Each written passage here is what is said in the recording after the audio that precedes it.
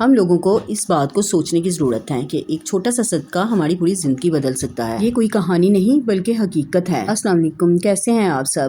ہم سب اپنی زندگی میں کبھی نہ کبھی بہت زیادہ پریشان ہوتے ہیں، کبھی رزق کی تنگی، کبھی خود بیمار، کبھی بچے بیمار، یہاں تک کہ دل کا سکون ہی ختم ہو جاتا ہے اور ہم اس سوچ میں پڑ جاتے ہیں کہ یا اللہ ہماری مشکل کب ختم ہوگی۔ لیکن ہمارے میں سے بہت سے کم لوگ ایسے ہوتے ہیں جو پیسے ہونے کے باوجود بھی ایسی باتوں سے بہت دور ہیں۔ جی ہاں، وہ ہے صدقہ دینا۔ جی میری پیاری سسٹر، صدقہ صرف پیسے دینا نہیں، یہ تو ایک نیت ہے، ایک احساس ہے، کسی کے چہرے پر مسکراہٹ لانے کا نام ہے، اور کسی کے چہرے پر آپ کی وجہ سے تھوڑی سی مسکراہٹ آ جائے تو یہ بہت بڑا صدقہ ہے۔ جب ہم لوگ صدقہ دیتے ہیں تو اللہ پاک آپ کے مال میں برکت عطا کرتا ہے اور ہمیں اس سے دگنا لٹا دیا جاتا ہے۔ جب آپ کسی بھوکے کو کھانا کھلاتے ہیں تو اللہ تعالیٰ آپ کی بھوک مٹا دیتا ہے، پھر چاہے وہ بھوک آپ کے دل کی ہو یا جسم کی ہو۔ جب آپ کسی کی مدد کرتے ہیں تو اللہ آپ کے لیے ایسے ایسے راستے کھول دیتا ہے جس کا آپ نے کبھی سوچا بھی نہیں ہوتا، کیونکہ صدقہ ہر بلا کو ٹالتا ہے۔ سوچے ذرا کتنی مصیبتیں ہم پر آنے والی ہوں گی، لیکن جیسے ہی ہم نے ایک چھوٹا سا صدقہ دیا اور ہماری آنے والی مصیبت ٹل گئی۔ میں آپ کو ایک شخص کا واقعہ بتاتی ہوں۔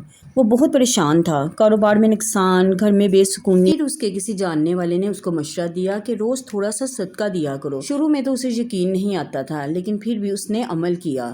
1-2 مہینے کے بعد ہی اس نے محسوس کیا کہ اس کا دل ہلکا ہونے لگا ہے۔ پھر آہستہ آہستہ اس کے حالات بدلنے لگے، نقصان کم ہو گیا اور گھر میں سکون آنے لگا۔ کیونکہ صدقے میں صرف پیسے نہیں جاتے بلکہ وہ ہماری مصیبتیں اپنے ساتھ لے جاتا ہے۔ اگر آپ کے پاس پیسے نہیں تو پھر بھی آپ صدقہ دے سکتے ہیں، جیسے اپنی ایک مسکراہٹ دینا، کسی کو پانی پلانا، کسی کی مجبوری میں مدد کرنا، یہ سب بھی صدقہ ہے۔ اگر آپ کے پاس 100 روپے ہیں تو اس میں سے چاہے 10 روپے دیں، پر ڈیلی صدقہ ضرور نکالیں، یہ آپ کی مشکلیں دور کرے گا۔